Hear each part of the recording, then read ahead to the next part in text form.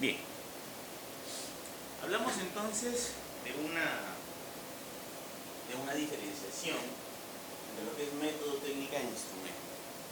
Cuando hablamos de método de recolección de datos, decíamos que la metodología para recolectar información de toda una población, o sea, cuando se hace una investigación en toda una población y se quiere recoger datos relevantes de toda esa población, sin excluir a nadie, se denomina censo. ¿Pero qué es población? Población no son todos los estudiantes del 10º ciclo de Derecho de la Universidad Win. Población no son todos los habitantes de Comas. Población no es todos los alumnos que ingresen a la universidad. Población son aquellos que cumplen con los criterios de homogeneidad para estudiar la relación de mis variables. Y esa población que tiene que cumplir los criterios de homogeneidad para determinar relación entre variables tiene criterios de inclusión, tiene criterios de exclusión y tiene criterios de eliminación. Por lo tanto, cuando hablamos de estudio relacionado a una población, es probable que sí sea en una población, pero no a toda la que supuestamente cree la mayoría que es población. Voy a hacer una encuesta en la Universidad Wiener a los universitarios, desde que ingresan hasta lo que salen, padre de familia, nocturnos y todo. No, simplemente voy a tener que hacer una delimitación. ¿Cuál es el interés del estudio? Yo quiero ver la influencia del puntaje del examen de admisión con el rendimiento académico de los alumnos. Entonces no serán en población todos universitarios, serán los de primer ciclo. Y no necesariamente todos los de primer ciclo. Me interesa a lo mejor solo estoy enfocado en arquitectura. Entonces ya tengo un criterio de inclusión, estudiantes de primer ciclo, estudiantes de arquitectura. Pero a lo mejor hay chicos que han ingresado en primer puesto, tienen un altísimo rendimiento académico, pues ellos no van a entrar, porque son primer puestos.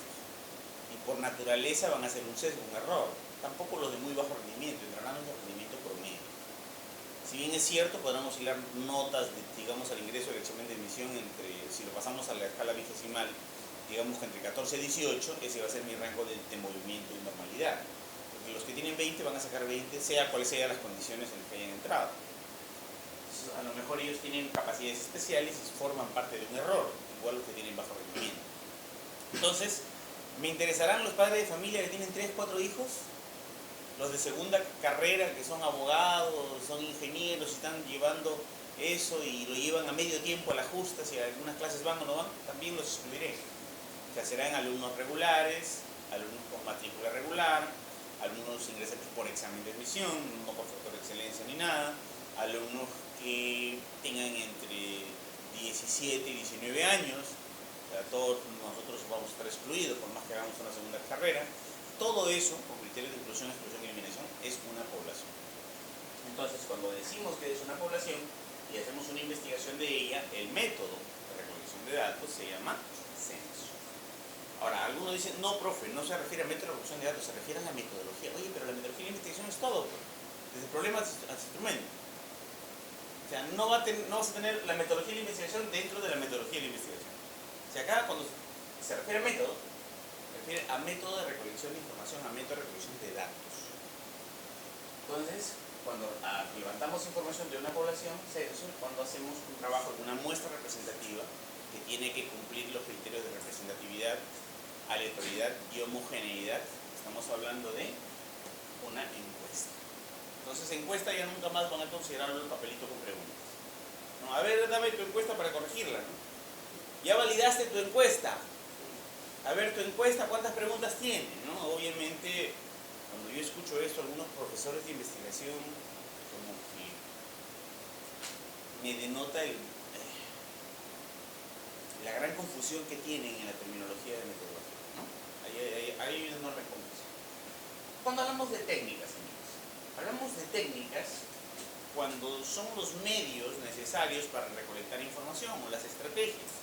Por ejemplo, si yo voy a aplicar un papelito con preguntas, que todavía no le pongo nombre, y ese papel con preguntas lo hago entrevistando a alguien, la técnica se llamará entrevista personal. Si yo me siento al final de una clase y observo lo que hace un profesor, o me voy a sala de operaciones y observo si se lava el médico las manos, si se viste bien, si no hay contaminación, si no hay contacto, si empiezo a hacer checks observando, tendré pues la técnica de la observación. Si yo le doy un instrumento a cada alumno, me retiro un rato y le doy 10 minutos para que responda, y luego recojo los instrumentos, será autoaplicación. Y la otra será cuando yo, por ejemplo, cojo un expediente judicial o una historia clínica y no me llevo las historias clínicas a mi casa, ni los expedientes judiciales, como una vez un juez que estuve asesorando su tesis me dijo, ya tengo todos los instrumentos aplicados. Sí, sí, ahí en mi camioneta están los 416 expedientes judiciales.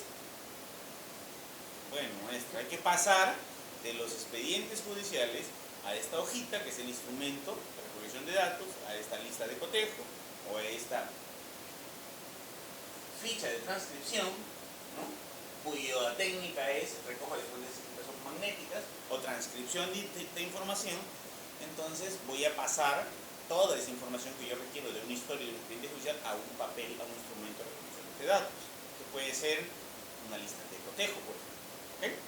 Pues obviamente hay diferentes formas de recolectar información, pero la entrevista se hace a personas, la observación se hace a personas o a procesos, la autoaplicación se hace con personas, y el recojo de fuentes escritas se hace de expedientes, documentos, pero referidos a individuos. Es por eso que los individuos constituyen las unidades de muestreo, por eso que los temas angulosos que tienen que ver con, por ejemplo, en qué medida digamos, el neoliberalismo se relaciona con la seguridad nacional, son temas que no pueden ser convertidos en tesis, a menos que se identifiquen sujetos de estudio y se identifiquen los individuos a los cuales se le van a aplicar las técnicas.